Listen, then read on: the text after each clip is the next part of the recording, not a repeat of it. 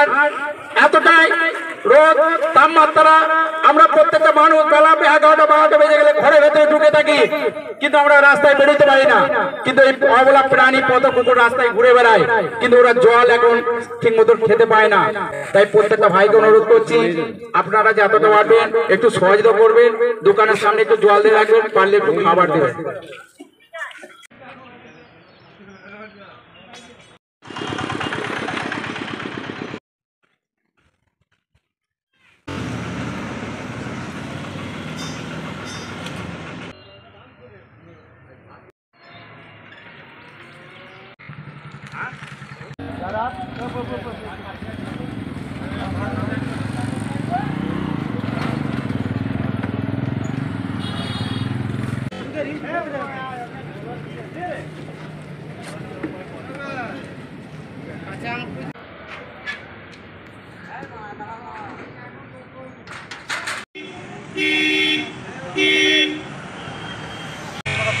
এখানে আমি আজ নরজার মোড়ে টেমাদায় ট্রাফিকে ডিউটি করছিলাম।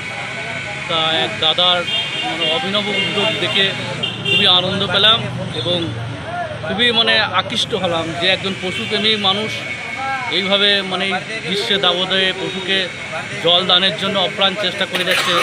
দোকানে দোকানে বালতি দেওয়ার ব্যবস্থা করছে।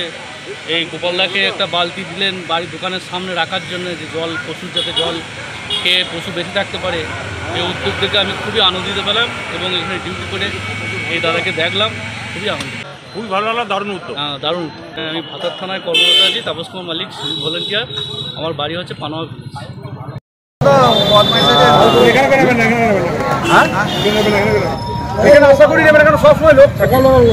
এই যে আপনি এই যে পশুপ্রেমিক আমির শেখ যে আপনাকে পথ কুকুরের জন্য একটা টব জল দানের জন্য একটা টব দান করলেন, এটা নিয়ে আপনি কি বলবেন?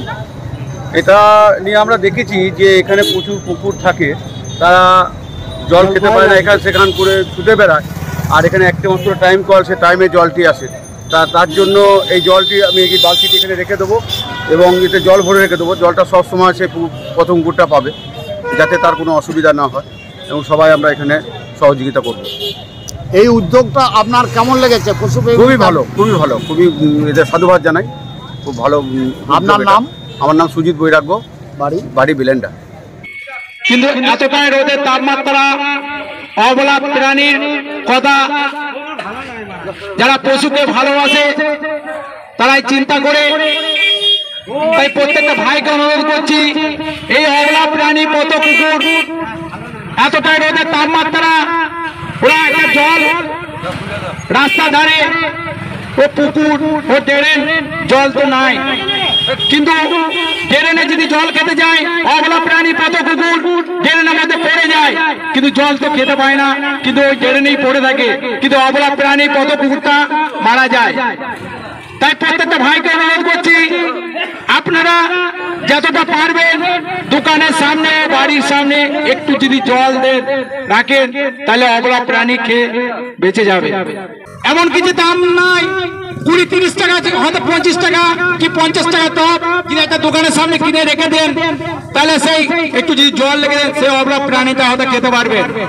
যদি কোনো ভাই দোকানের সামনে যদি একটা টব রেখে দেন, তাহলে একটু যদি জল লেগে দেন, তাহলে প্রাণীটা খেয়ে বেঁচে থাকবে। কেউ যদি আমার কাছে একটা টব নিতে চান, আপনাদেরকে অবশ্যই দেবো, নিতে পারেন, কিন্তু প্রত্যেকদিন যেন সেই টবে একটু জল দেবেন, আপনাদেরকে কোনো পয়সা লাগবে না। এই অবলা প্রাণী, এদের পাশে কেউ থাকে না।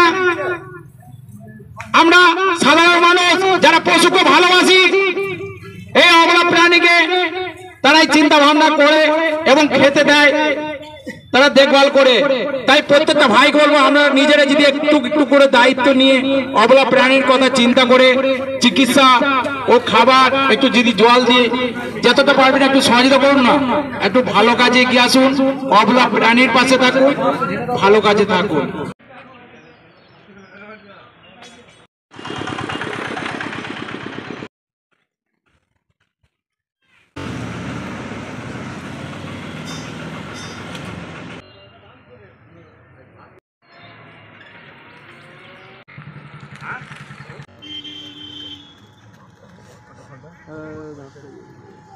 দাঁত ফেটে যায়।